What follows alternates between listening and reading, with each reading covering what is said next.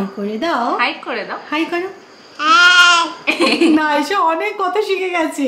আমি তো ময়ূরীর সাথে তোমাদেরকে দেখাই করেনি, আমরা এতক্ষণ ধরে কিন্তু বক বক করছিলাম, মনেই নেই। মাটনের যা কালারটা এসছে না, ও না গো প্রত্যাশার চাপে না আমি ধেরিয়ে ফেলি, সেটাই ভাবছি। ভালোই হবে। Good morning SS family, welcome back to the channel. অনেকদিন পর একটু ব্যালকনিতে এসে আমি বসেছি। এই কদিন তো সুযোগই হচ্ছিল না, শুধু বৃষ্টি বৃষ্টি। তো এখন ওয়েদারটা বেশ ভালো। আর দেখো এটা হচ্ছে আমার চাইনিজ টগর গাছের ফুল, তো পড়ে গেছিলো ঝরে, আলাম যে মাথায় লাগিয়ে নিই, ভালো লাগছে দেখতে বেশ না।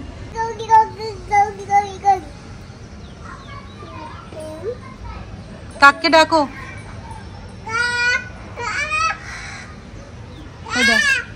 ও ডাকছে দেখেছিস? আয় আয় করে ডাকো, আসছে না তো। কালকে দেখো মিস্টার ডিআইওয়াই থেকে আমি এই চকবোর্ডটা নিয়েছি, এটা আমার ভীষণ পছন্দ হয়েছে। তো এটা রাখবো আমি আমার কফি কাউন্টারে। তো ভাবছি কফি কাউন্টারের এই ডেকোরেশনটাও একটু চেঞ্জ করব। তো এখানে শেলফ লাগানোর আমার প্ল্যান আছে, দেখি কবে হয়। ওই প্ল্যান করি এখন, আর কবে হবে জানি না। তো এখানে বেশ সুন্দর সুন্দর কোট লিখে রাখা যাবে। আজকে সকালবেলা গিয়ে একটু মাটন নিয়ে আসলাম। আর আমাদের এখানকার ওয়েদারটা এত ভালো না, পুরো মেঘলা করে আছে, সুন্দর ঠান্ডা হাওয়া দিচ্ছে। আর দূরে পাহাড়গুলো দেখা যাচ্ছে, আস্তে আস্তে গ্রিন হচ্ছে পাহাড়গুলো। এই ট্রান্সফরমেশনটা না পুনেতে বসে দেখতে খুব ভালো লাগে, এই যখন গরম থেকে আস্তে আস্তে বর্ষাটা ঢুকছে। তো যাই হোক, এসএস আনকাটের আগের ভিডিওতে তোমাদের সাথে শেয়ার করেছিলাম আমি একটা ওয়াট রিমুভাল প্রসেস করিয়েছি। দুটো আঁচিল ছিল, খুব ডিস্টার্ব করছিল, ভাবছিলাম রিমুভ করিয়েই নি।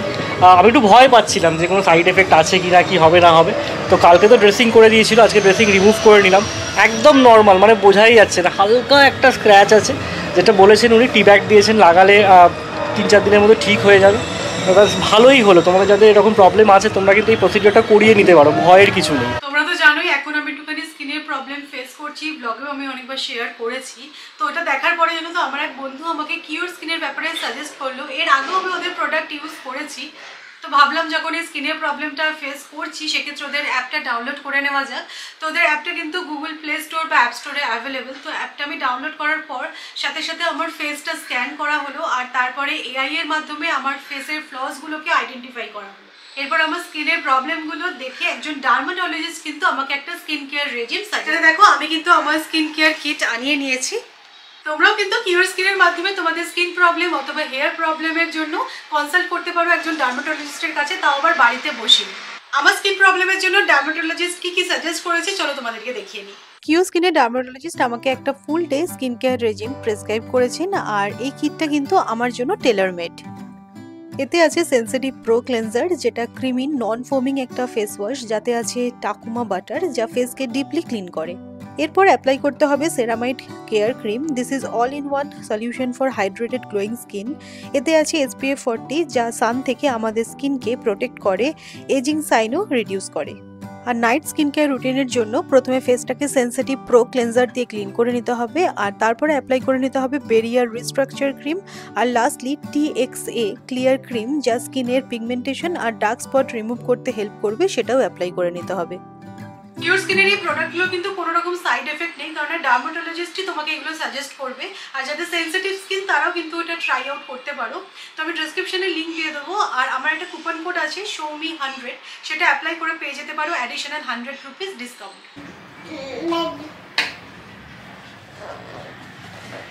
তো যে এক কাঁড়ি বই খাতা নিয়ে বসেছে। কি পড়ছো তুমি? এটা কি কয়েন্স? এটা কিসের বই? ও এটা হচ্ছে কালার্স। এটা রেড স্ট্রবেরি, গ্রিন ট্রি। এটা কি? হ্যাঁ এটা ফিশ, ঠিক। তো জানো তো আমরা এখন মাটন খাওয়া বলতে গেলে ছেড়েই দিয়েছি, মানে মাসে একবার হয়তো মাটন খাওয়া হয়। দেখো রেড মিট খাওয়া খুব একটা ভালো নয়, ঠিক আছে আমরা চিকেনটা খেতে খুব পছন্দ করি, তাই মাটনটার খুব একটা বাড়িতে আসে না। বাট আজকে একদম বেশি করে মাটন এসেছে, কারণ আজকে একটা পটলাক পার্টি আছে আমাদের। তো আজকে আমরা ময়ূরীদের বাড়িতে যাবো, আর ওখানেই আজকে আমরা স্টে করব। তো এই উইকেন্ডে মানে স্যাটারডে সানডে আমাদের প্ল্যান ছিল আমরা মহাবালেশ্বর যাব। বাট এত এখানে বৃষ্টি হচ্ছে না, মানে গিয়ে পুরো ফেসে যেতাম, মানে কোথাও বেরোতে পারতাম না, হোটেলের মধ্যে বসে থাকতে হতো। তাই জন্য আমরা ডিসাইড করলাম যে না, ওই প্ল্যানটা যখন হচ্ছে না তাহলে কারোর একটা বাড়িতে যাওয়া যাক, তো ওখানে গিয়ে আড্ডাও হবে, আর রাত্রিবেলাটা থাকলে কি ফেরার তারা নেই, যেহেতু একটুখানি গল্প টল্প হবে, তো সেই জন্য অনেকদিন ওদের সাথে দেখা হয়নি। তো আজকে আমরা যাবো, তো আমি বলেছি আমি মাটন কষা বানিয়ে নিয়ে যাচ্ছি, আর ময়ূরী একটা কিছু রাইস বানিয়ে রাখবে, তো ব্যাস দারুণ এনজয়ও হবে বন্ধুদের সাথে, আর প্লাস ভালো মন্দ খাওয়া তো হবেই তার সাথে। তো আমি এখন মাটনটা বানাবো, এখানে দেখো পেঁয়াজ টিয়াজ সব কিছু কুচিয়ে রেখে দিয়েছি, তো চলো বানিয়ে নেওয়া যাক।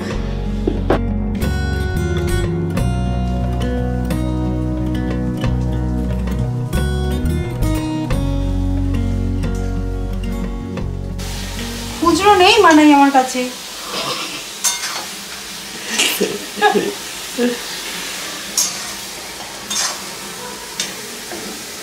রান্না করতে যাও, পা ধরে বসে যাচ্ছে, আমায় একটু মটন দাও মা, এরকম গান করবি নাকি?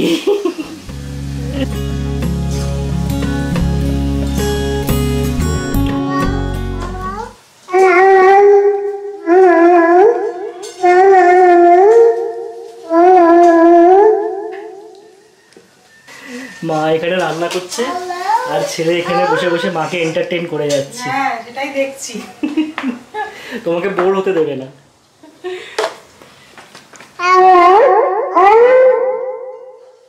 তো এখানে আমি মাংসের জন্য তো পেঁয়াজটা ভাজতে বসিয়ে দিয়েছি, আর সাইড বাই সাইড আমি তোজোর খাবারটাও রেডি করছি। তো খিচুড়ি বানিয়ে নিয়েছি আর একটা মাছ ভেজে দেবো। তো তোজোর লাঞ্চের মেনু হচ্ছে খিচুড়ি আর মাছ ভাজা, আর এদিকে তো মাটনটা রেডি হচ্ছে। তো জানো তো এর মাঝে না একটা ঘটনা ঘটে গেছে, সেটা তোমরা এক্ষুনি ভিডিওটা দেখে কিছুই বুঝতে পারছো না আমি জানি, বাট দাঁড়া ভালো করে মাংসটা কষিয়ে টষিয়ে নিই, তারপরে তোমাদেরকে বলছি ঘটনাটা কি ঘটেছে। আজকে তোমাদের সাথে ডিটেলসে মটন কষার রেসিপি শেয়ার করলাম না, কারণ এর আগে আমি অনেকবার মটন কষার রেসিপি শেয়ার করেছি অলরেডি চ্যানেলে, আর তোমরা আমার প্রসেসে অনেকেই ট্রাই করেছো।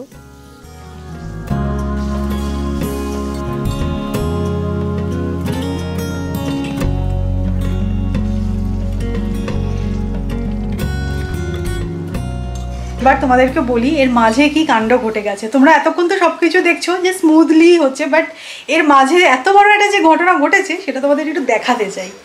এই দেখো, এই পেঁয়াজ পড়াটা দেখলেই নিশ্চয়ই বুঝে গেছো, এবার আর আমাকে বলতে হবে না। আমি কি করেছি বলতে, পেঁয়াজটা ভাজতে ভাজতে জানি গ্যাসটাকে আস্তে দিয়ে বাড়ি কয়েকটা টুকটাক কাজ সারি, আর আমার মাথা থেকেই বেরিয়ে গেছে যে আমি গ্যাসটা আস্তে দিইনি, ওটা হাই ফ্লেমেই ছিল। এসে দেখছি পুরো পেঁয়াজ জ্বলে গেছে। তো যাই হোক এটা ফেললাম, তারপরে আবার পেঁয়াজ কেটে কড়াটা ধুয়ে আবার সব কিছু মানে প্রথম থেকে করলাম, 45 মিনিট মতো নষ্ট হলো। যাই হোক এরকম আমার সাথে এর আগে কখনো হয়নি, তোমাদের সাথে হয়েছে কিনা জানিও। আমি কিন্তু এইসব ব্যাপারে খুবই সাবধানে কাজ করি। হয়ে গেছে আজকে, আর কি করা যাবে।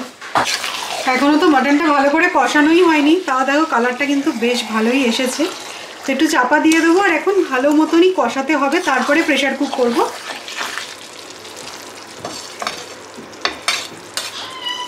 সব কিছু সেরে লাঞ্চ টাঞ্চ করে এখন বেজে গেছে 5টা। ভেবেছিলাম 4:30টায় বেরোবো, সেটা তো আর হলো না। ময়ূরীরা পিঙ্ক করছে যে তোমরা বেরোলে, বাট ওই আর কি, এটা তো আর ট্রেন ধরার তাড়া নেই, তাই টাইমের কোনো ব্যাপার নেই। বাট তাও ভেবেছিলাম জানো তো 4:30টার মধ্যেই বেরোবো, কিন্তু আর হলো না, কি করা যাবে। অ্যাকচুয়ালি আমাদের বাড়ি থেকে ময়ূরীদের বাড়ির ডিস্টেন্সটা অনেকটা, প্রায় 1.5 ঘন্টা। তো এখন দেখাচ্ছে 1.5 ঘন্টা লাগবে পৌঁছোতে। তো ঠিক আছে বেরোনো যাক, চলো। আমি এখানে তোজোর ব্যাগটাও রেডি করলাম। তো এই যে যেখানেই যাই না কেন বোচকা তো বাদতেই হবে, তাও ময়ূরীদের বাড়িতে যাচ্ছি বলে সেরকমই প্রেশার কুকার হ্যান ত্যান ওইসবের ঝামেলা তো নেই। ওখানে গিয়ে তোজোর রান্নাটা করে নেবো। আমাকে শুধু যেটা এখন করতে হবে সেটা হচ্ছে মাটনটা প্যাক করতে হবে, বাট মাটনটা এখন ভীষণ গরম আছে, দেখি দাঁড়াও। তো এইরকম না কন্টেনার নিয়ে এসেছি, এই যে এর মধ্যে করে নিয়ে যাব। মাটনের যা কালারটা এসছে না, ও না গো, প্রত্যাশার চাপে না আমি ধেরিয়ে ফেলি, সেটাই ভাবছি। ভালোই হবে। চলো প্যাক করে নি। এগুলোকে না সেলোটেপ দিয়ে সিল করতে হবে কিন্তু।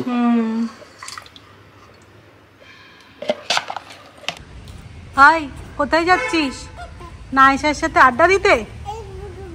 হ্যাঁ বৃষ্টি পড়ছে, ঠিক বৃষ্টি পড়ছে মানে চলো, বৃষ্টিতে দাঁড়াতে হবে না। সো আমরা এই জাস্ট বেরোলাম, ওয়েদারের কন্ডিশন খুবই খারাপ, বৃষ্টি তো হচ্ছেই। তো এই উইকে মহাবালেশ্বরের প্ল্যানটা ড্রপ করে আমরা খুব ভালো ডিসিশনই নিয়েছি। তো আজকে তো একটা জমাটি আড্ডা হবেই, আর তার সাথে সাথে ময়ূরীদের সাথে বেরোলে একটা কি বলতো, মানে আমাদের তো আড্ডা হয়, প্লাস বাচ্চাগুলো খুব এনজয় করে, কারণ নাইশা তোজোর থেকে 2 মাসেরই বড়। তো এই যে এনাকে দেখো, ইনি একটু মনে হচ্ছে ঘুমিয়ে পড়বে, কারণ এখন দেখাচ্ছে 1 ঘন্টা 16 মিনিট লাগবে আমাদের পৌঁছতে, ততক্ষণই ইনি একটা ন্যাপ নিয়ে নেবেন বলেই মনে হয়। হ্যাঁ, এই যে চোখ রগড়াচ্ছে।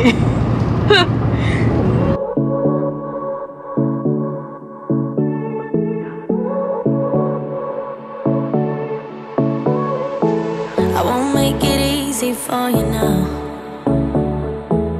You got 2 minutes of my time. এই 700 মিটার ডিস্টেন্স যেতে না অলমোস্ট 15 মিনিট ধরে আমরা দাঁড়িয়ে একই জায়গায়। 7টা বেজে গেল, ভেবেছিলাম আমরা 7:45-র মধ্যে পৌঁছে যাব, বাট প্রচণ্ড ট্রাফিক, ভগবান জানে কেন। আর এই জায়গাটা যেন স্পেসিফিক্যালি কখন পৌঁছবো বোঝা যাচ্ছে না, কিন্তু 2 ঘন্টা হয়ে গেল। তুমি গুনো করো।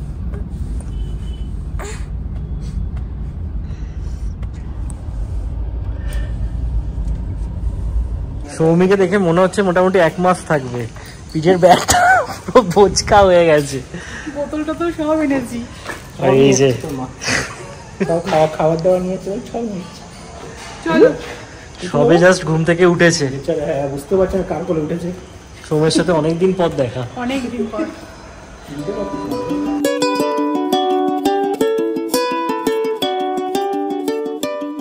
আমি তো ময়ূরীর সাথে তোমাদেরকে দেখাই করেনি, আমরা এতক্ষণ ধরে কিন্তু বক বক করছিলাম, মনেই নেই কি মনে না।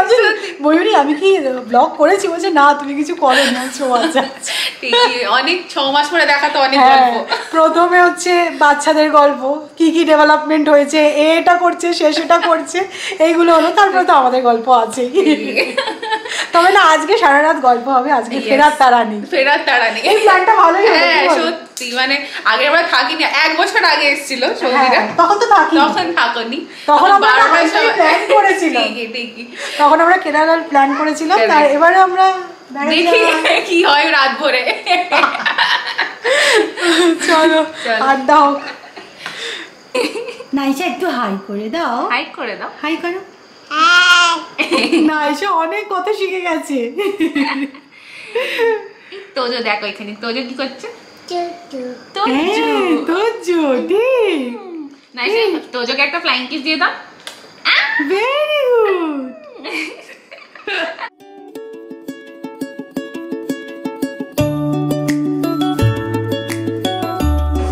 দুজনের মোটামুটি অল্প অল্প করে আলাপ হচ্ছে। যা তুমি দেখো, বলটা রেখে কিক করো।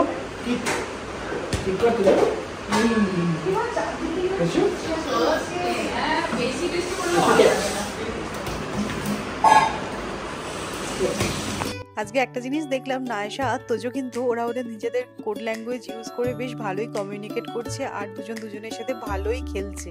মানে এটা দেখে আমাদের সত্যি খুব ভালো লাগছিল। তো আমাদেরও ডিস্টার্ব করছে না, ওরা নিজেদের মতন খেলছে। আর দেখো ময়ূরী এখানে চিকেন ললিপপ বানিয়েছে, তো সেটাই সার্ভ করেছে, খেতে এত টেস্টি হয়েছিল। আমাদের আড্ডা যেরকম চলছে তার সাথে সাথে কিন্তু বাচ্চাদের খাওয়ারও রেডি হয়ে গেল। মানে আমি আর ময়ূরী দুজনে আড্ডা দিতে দিতেই রান্নাটা করলাম আর কি। তো চলো তোজোকে খাইয়ে দিই, নায়শাও খেয়ে নেবে। নায়শা অ্যাকচুয়ালি রুটি খাচ্ছে, আর তোজোর জন্য খিচুড়ি বানালাম। Good morning. সো কালকে আর আমি ব্লগটাকে কন্টিনিউ করতে পারিনি। কালকে আড্ডা দিতে দিতে আমরা ঘুমিয়েছি রাত্রি 3:30-র সময়, তখন আর কি ভিডিও করব। তো যাই হোক, কালকে খুব মজা হয়েছে, আমরা এনজয় করেছি। আর জানো কালকে সারা রাত এখানে বৃষ্টি হয়েছে, এখনও ইনফ্যাক্ট বৃষ্টি হচ্ছে। তো যাই হোক, কিছুক্ষণ আগে জাস্ট আমাদের ঘুম ভাঙলো, তারপরে আবারও আড্ডা হচ্ছিল। তোজো উঠে গেছে 7:30-র সময়, নায়শা তাও একটু লেট করে উঠলো। তোজো উঠে গেছে 7:30, আমাদের অগরটা উঠতেই হলো, মানে চোখ যেন টানছে এরকম মনে হচ্ছে। তো যাই হোক, চলো চা খাওয়া যাক। ময়ূরী চা বানাচ্ছে। ময়ূরীদের ব্যালকনিটা দেখো খুব সুন্দর, আর এখন তো পুরো মেঘ করে আছে, তাই জন্য দেখতে পাওয়া যাচ্ছে না। এই সাইডটায় পুরো পাহাড় দেখতে পাওয়া যায়, আর এই দিকটায় দেখো পাহাড় দেখা যাচ্ছে, পুরো একদম ওপেন ভিউ। সো এই যে আমরা চা নিয়ে বসে গেছি, আবারও এক রাউন্ড আড্ডা চললো। তবে ব্লগটাকে এবার আমি এন্ড করব, তবে ব্লগটা এন্ড করার আগে একটা জিনিস ক্লিয়ার করতে চাই। অনেক সময় তোমরা অনেকে ব্লগে এটা বলো যে তোমার ওই বন্ধুকে এখন আর ব্লগে দেখতে পাই না, তোমাদের ওই বন্ধুর সাথে কি আর তোমরা এখন বেরোও না, তাহলে কি তোমাদের তাদের সাথে রিলেশন নেই?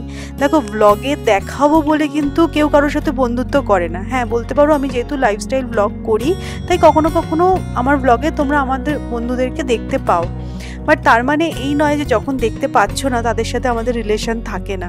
দেখো, আমরা এখন প্রত্যেকেই ম্যাচিওর, এরকমটা নয় যে ক্লাস নার্সারি কেজির বাচ্চাদের মতন কখনো ভাব কখনো আড়ি হয়ে গেল। আর আমার মনে হয় যে এখন আমরা প্রত্যেকে বিজি, তাই ওইরকমভাবে ব্যাপারটা নয় যে দেখা হলো না মানে রিলেশন কাট অফ।